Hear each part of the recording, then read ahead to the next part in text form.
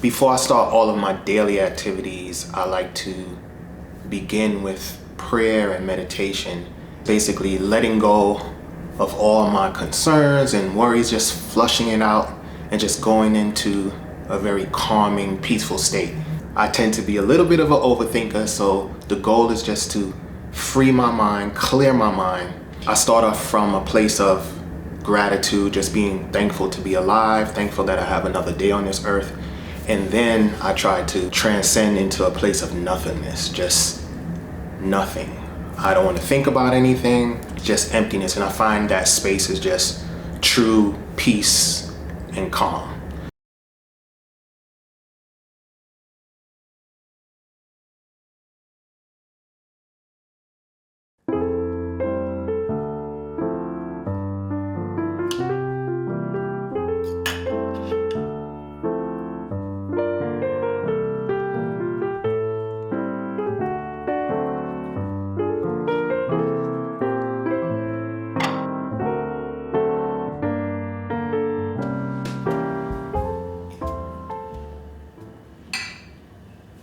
If I was stranded on a deserted island, one of the meals that I wish that I would have with me would be a roti. My family's Caribbean, so I always grew up on eating roti, but the dilemma came once I decided to change my diet to a plant-based vegan diet.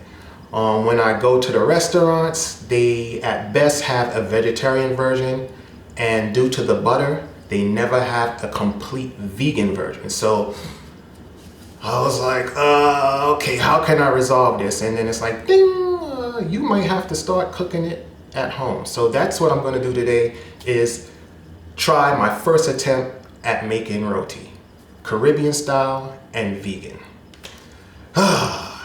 Honestly, I don't really care how it comes out because I'm gonna enjoy the process. And since I've been in a constant state of peace, this is one of the things that I enjoy doing. Like, I really get a sense of peace and serenity just cooking. And I guess the cherry on top is that I also get to cook and enjoy the view of the New York City skyline. So amazing, just simply amazing.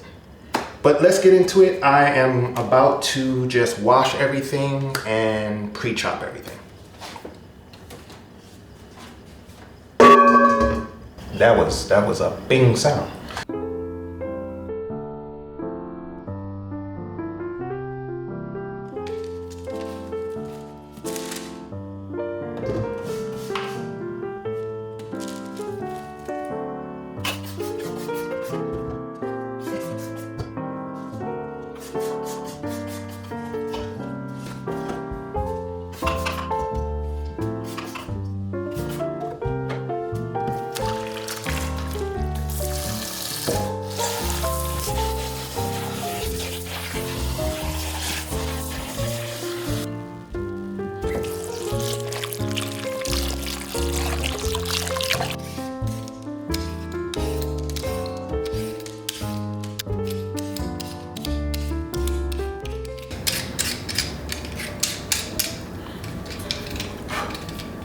Did I just blow on the potato?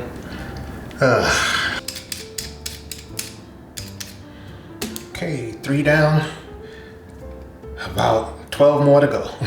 So I like to clean as I go along because I don't want to have a bunch of dishes at the end because I'm usually tired. I think it makes cleanup a lot easier. I just clean as I'm going.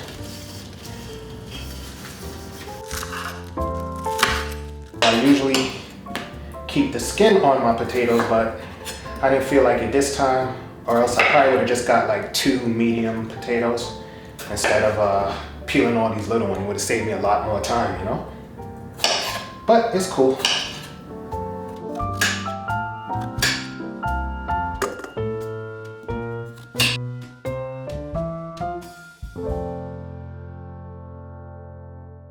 So I'm gonna start preparing the dough for the roti.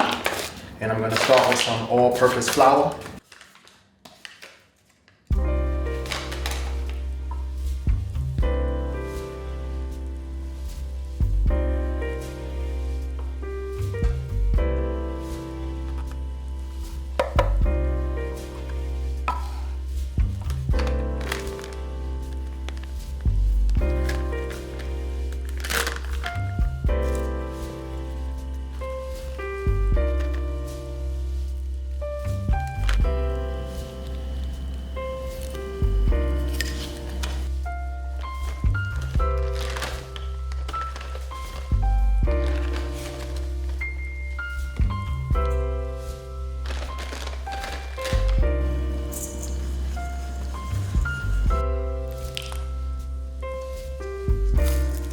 So I'm just gonna keep kneading the dough for about 5 minutes.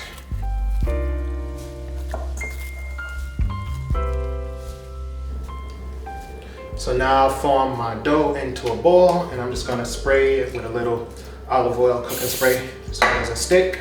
I'm gonna wrap it and let it rest for about 20 minutes so it could just rise. Alongside the roti, I'm going to cook some curry, chickpeas, and potato. Now my mom uses pumpkin, but I didn't have any, so I substituted it with some sweet potato. So I'm going to start with some olive oil. I'm going to cook the curry, and now I'm adding some sugar. Don't ask me, my mother puts sugar, so I'm gonna put sugar. So I'm gonna add some of the onions.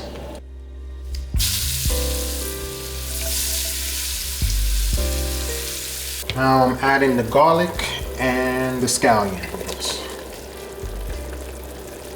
So I'm gonna add the chickpea.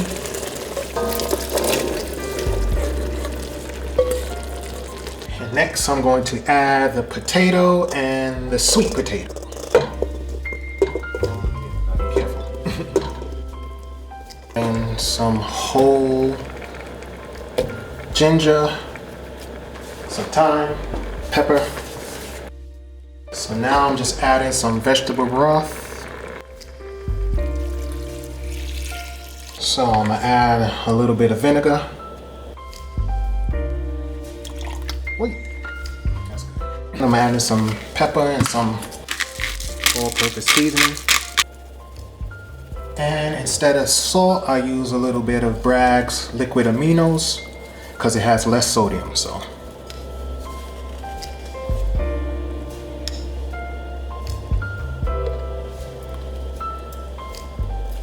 Now I'll just stir that up, cover it up, and let it cook for about 30 minutes, 20 to 30 minutes, till the potato is tender. So this is the key, some non-dairy vegan butter, so I'm gonna just melt it.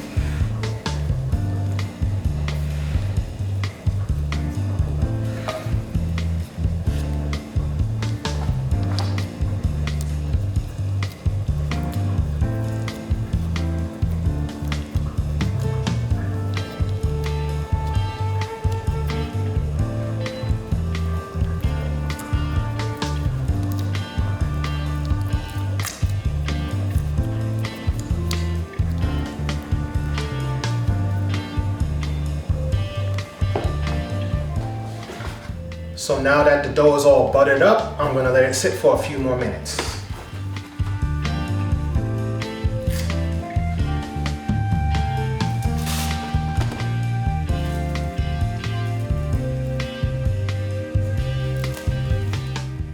Okay, so the curry chickpea and potatoes is done. So I'm just gonna add a little bit of coconut milk.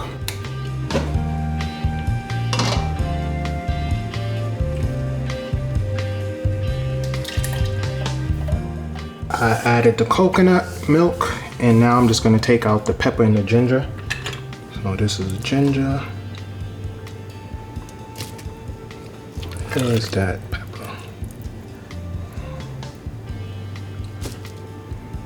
And some of the thymes.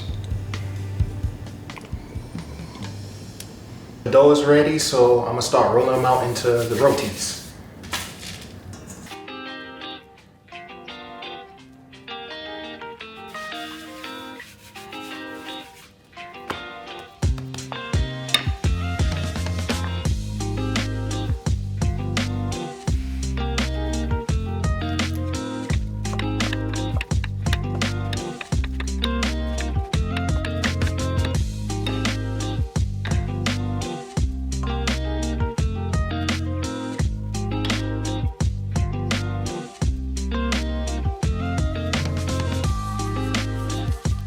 I'm using a cast iron tawa to cook the roti, and I'm just coating it with a little bit of vegetable oil.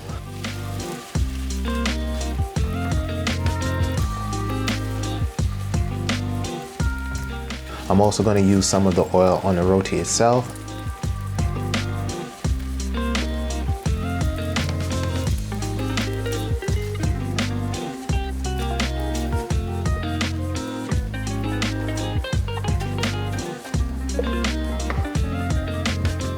And then I'm going to cook each side of the roti for about 30 seconds until it's lightly brown.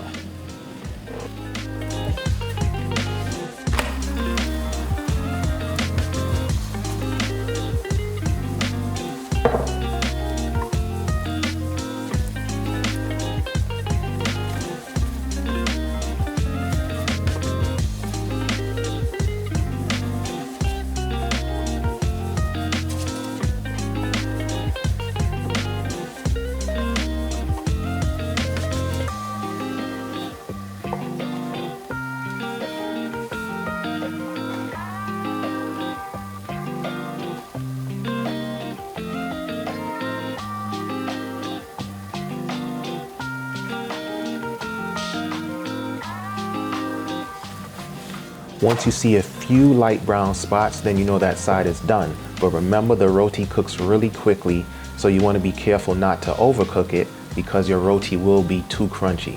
Now, if this happens to be your preference, then by all means go for it.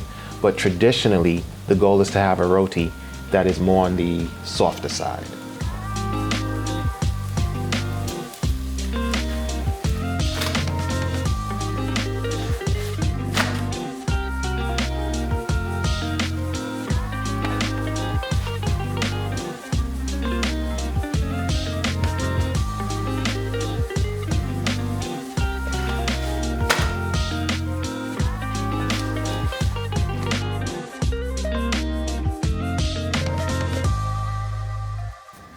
Yes, mission complete. I did it. I have made my favorite dish, roti. It looks amazing. Now for the true test, I'm gonna see how it tastes. So I'm gonna just plate it up, but I'm excited. I'm just excited. I did it. I did it. It looks good. Okay, here we go. Gonna try the roti.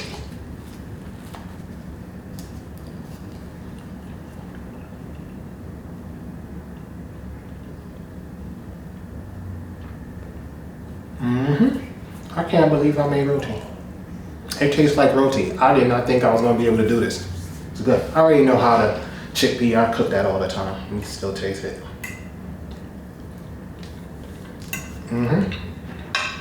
Cool. Oh my God. That was so much fun. So thank you, Lord, for nourishing not only my body, but my spirit. And I also want to thank you guys for hanging with me in the kitchen. I appreciate you. I love you, neighbors, and may peace be with you. I got a lot of cleaning up to do though.